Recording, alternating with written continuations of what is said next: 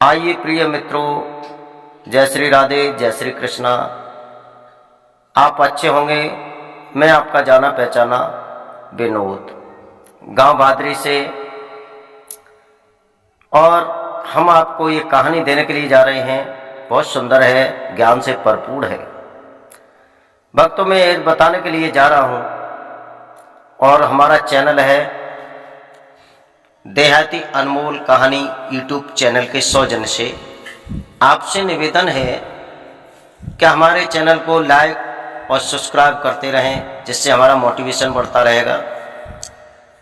वैसे आप सोचते होंगे, आप बार बार कहते हैं, लेकिन हमें विश्वास है कि आप हमारी कहानियों को बड़े प्यार से सुनते हैं। आप कहीं भी सुनते हैं, कैसे भी सुनते हैं, लेकिन हमारे पास आपका मोटिवेशन मालूम पड़ता है कि हमारी कहानी अच्छी सुन रहे लोग।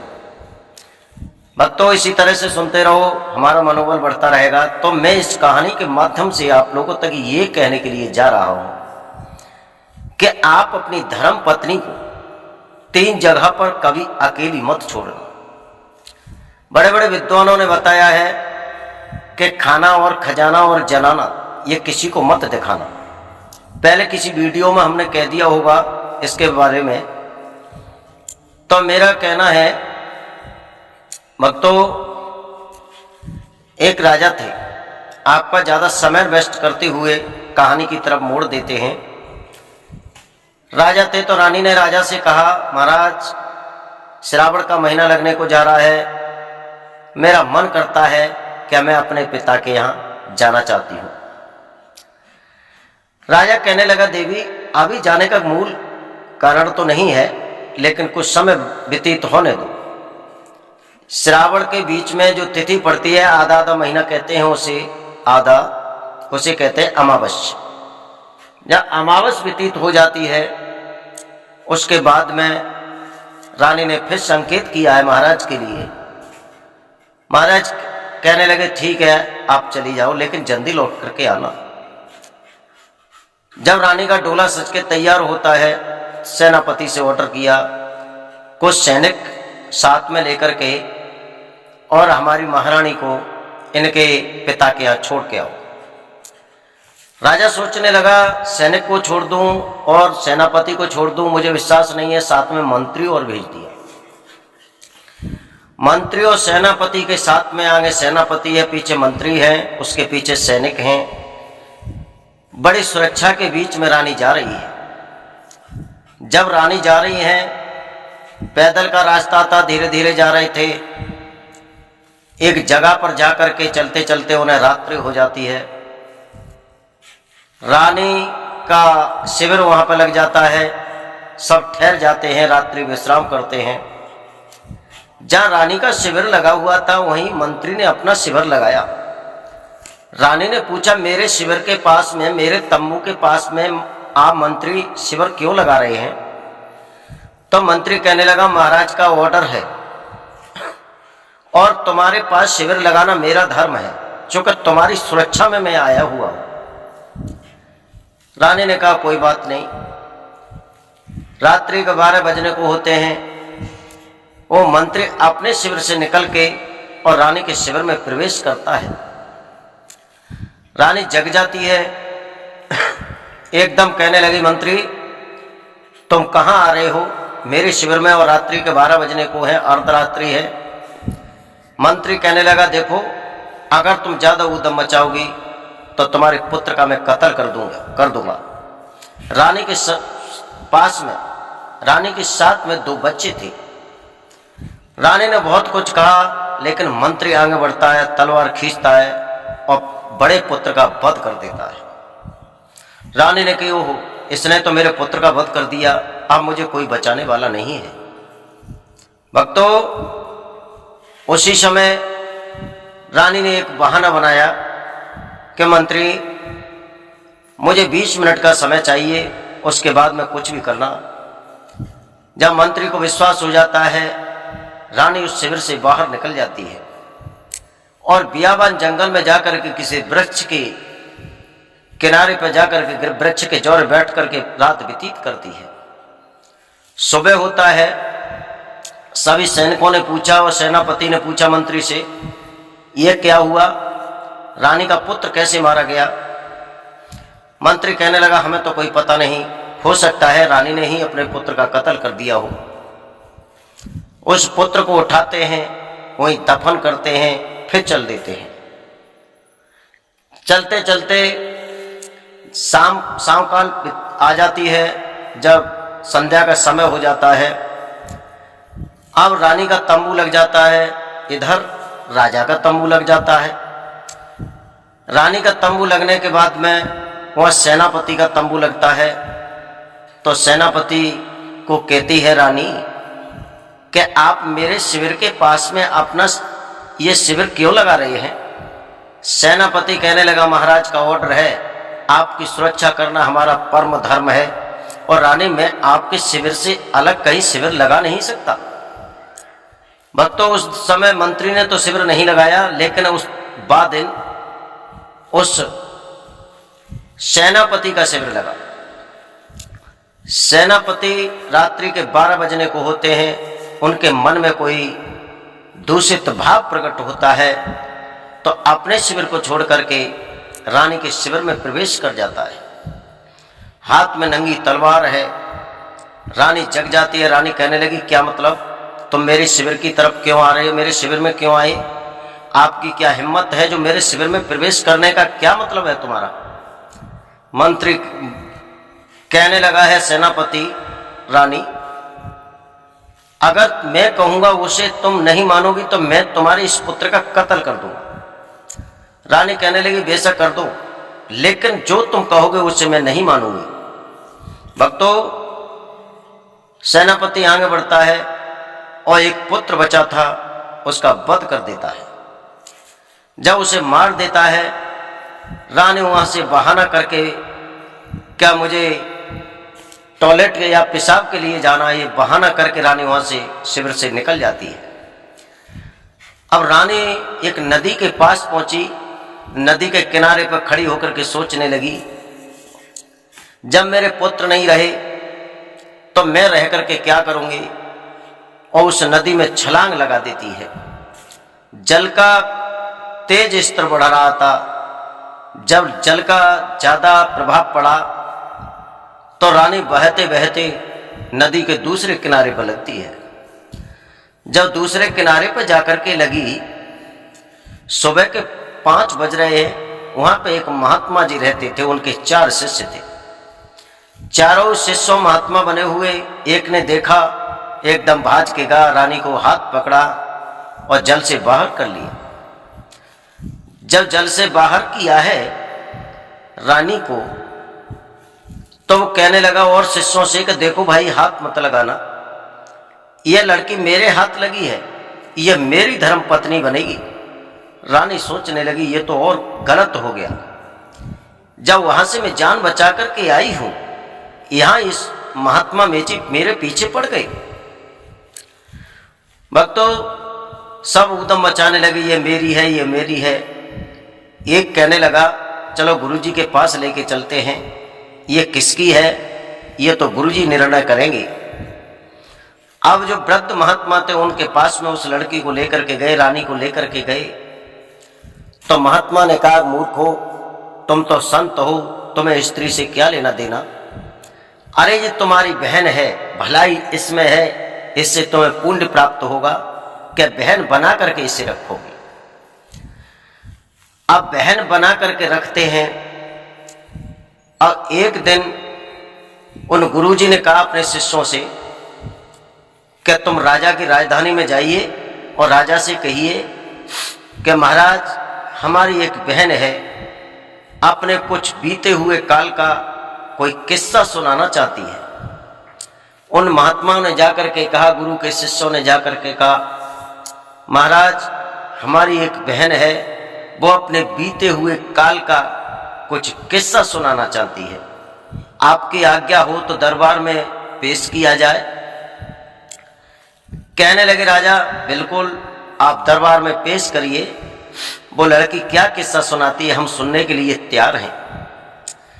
अब उस रानी को लेकर के गए दरबार में, और दरबार में ले जा करके रानी ने वहां से स्टार्ट किया अपनी कहानी, जहां से वो राजा की राजधानी से सैनिकों और मंत्री के साथ में चली थी। बताने लगी, महाराज फलाने शहर के एक राजा थे, और यह भी बता दूं भक्तों कि जो रानी किस्सा सुना रही थी, उनके जो पति थे वो अपने ससुर के यहाँ आए हुए थे, और ससुर वो थे, उस रानी के पिता वो थे जिनके यहाँ वो किस्सा सुना रही थी। अब वो कहने लगी, महाराज एक राजा था जिसने अपनी धर्म पत्नी को मंत्री और सैनिकों और सेनापति के साथ में उस रानी को अपने पिता के घर भेजा था। उसके बाद में चलते चलते बहुत समय बीत गया, रात्रि हो जाती है। जब रात्रि में जब पड़ाव लेते हैं तो मंत्री ने अपना शिविर रानी के शिविर के पास में लगा दिया, और जब रानी के शिविर के पास में लगाया, जब रात्रि के 12 बजने को होते हैं, रानी ने पूछा मंत्री से, जब मंत्री अपने शिविर को छोड़ करके रानी के शिविर में पहुंचा तो रानी ने पूछा कि मंत्री, मेरे शिविर में प्रवेश करने का तुम्हारा क्या मतलब है? मंत्री कहने लगा, रानी यहां ना राजा देख रहा है ना कोई सैनिक देख रहा है, लेकिन तुम स्वयं समझ जाओ कि आपके शिविर में आने का मेरा मतलब क्या है। रानी कहने लगी, जो तुम सोच रही हो वो कदाप नहीं हो सकता है। मंत्री कहने लगा, तुम्हारे पुत्र का मैं वध कर दूंगा, तुम्हारे पुत्र का मैं कत्ल कर दूंगा। मंत्री ने तलवार उठाई और बड़े पुत्र की गर्दन काट दी। अब वो रानी उन महात्माओं की जो बहन बनी हुई थी, जो कहानी सुना रही थी राज्यसभा में, उसी समय कहने लगी, महाराज इससे आगे की कथा मैं कल सुनाऊंगी। अब वहां से चली आती है। राजा बड़े अचंभे में पड़ गया, ये लड़की कौन है? किस्सा तो हमारे जीवन शैली से मिलता हुआ है। वो राजा भी कहने लगा, मेरी भी पत्नी गायब हो गई है। आपकी जो पुत्री है महाराज, जो मेरी पत्नी है, वो पता नहीं कहाँ चली गई है। ये किस्सा जो लड़की सुना रही है महात्माओं की, जो मेरी पत्नी के जीवन काल से मैच खाता है। भक्तों दूसरा दिन होता है, फिर लाया जाता है। फिर वो लड़की वहीं से स्टार्ट करती है रानी किस्सा, कहानी सुनाती है। महाराज जब बड़े पुत्र का वध कर दिया था रानी के का, सुबह निकल आता है, उस पुत्र का वहीं दफन करते हैं, और दफन करने के बाद में मंत्री और सेनापति सेना को लेकर के और रानी का डोला लेकर के आगे के लिए चल देते हैं। चलते चलते पूरा दिन व्यतीत हो जाता है, संध्या का समय होता है, और जब संध्या का समय हुआ फिर वहीं रुक जाते हैं। अब उस दिन मंत्री ने नहीं शिविर रानी के शिविर के पास में लगाया, उस दिन लगाया था सेनापति ने। सेनापति और मंत्री राजा के साथ में वहीं मौजूद थे उसी सभा में। रानी तो पहचान रही कि ये सेनापति है, ये मंत्री है, ये मेरे पति हैं, लेकिन मुंह दाब करके कहानी सुना रही थी। भक्तों उसी वक्त कहने लगी है, रात्रि के 12 बजने को होते हैं। उस सेनापति रानी के शिविर में प्रवेश करने का प्रयत्न करता है। रानी जग जाती है और रानी कहने लगी, ए सेनापति, मेरे शिविर में अर्धरात्रि के समय पे आने का आपका क्या मतलब है?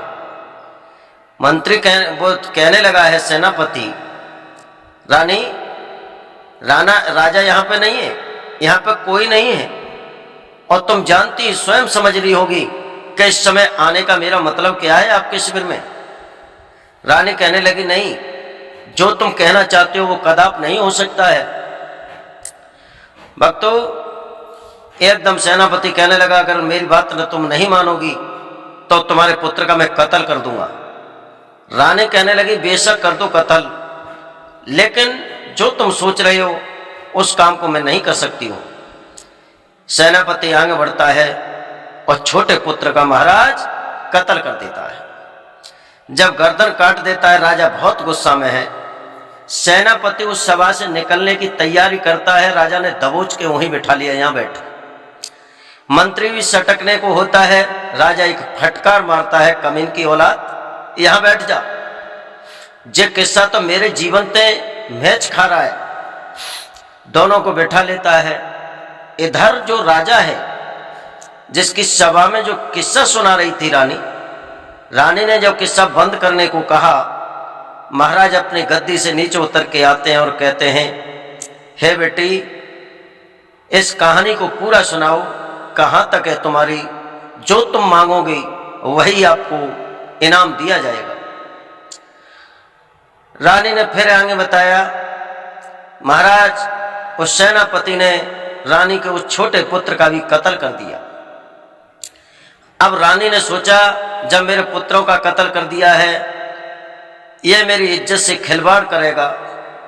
रानी कहने लगी, ए सेनापति, तूने मेरे पुत्रों का कत्ल किया है, मंत्री और सेनापति दोनों ने, इसका दंड तुम्हें भोगना पड़ेगा।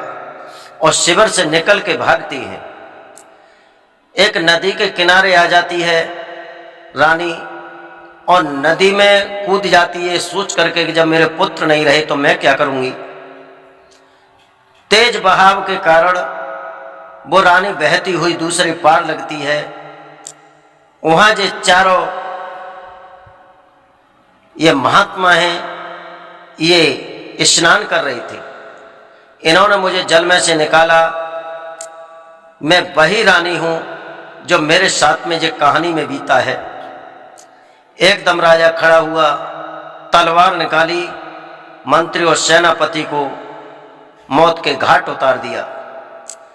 तो भक्तों, मैं आपसे ये कहना चाहता हूं, अपने धर्म पत्नी किसी के साथ में भेजने का कभी प्रयत्न मत करना, कभी किसी पर विश्वास मत करना। तो मैं ये बताने के लिए जा रहा हूं, पहली बात तो ये है कि आप अपनी धर्म पत्नी को कभी अकेला किसी के साथ मत छोड़ना, पहली बात। दूसरी बात, तुम्हारी धर्म पत्नी अगर बीमार है तो अकेला मत छोड़ना, दूसरी बात।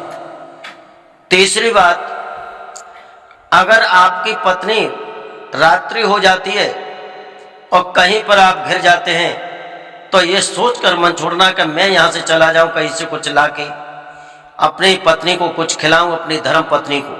लेकिन नहीं, कहीं कुछ लेने मत जाना अकेली छोड़ करके, जब रात हो जाती है। ये 3 जगहों पर अपनी धर्म पत्नी को अकेला छोड़ना, ये बहुत बड़े दुखों से भरा हुआ दास्तान है। भक्तों, इस कहानी से आपको क्या मिला, क्या मिलेगा, बड़ा समझने का विषय है। मैं अपनी वाणी को यहीं पर विराम देता हूं। आगे के किसी फिर बोलियों में मिलेंगे।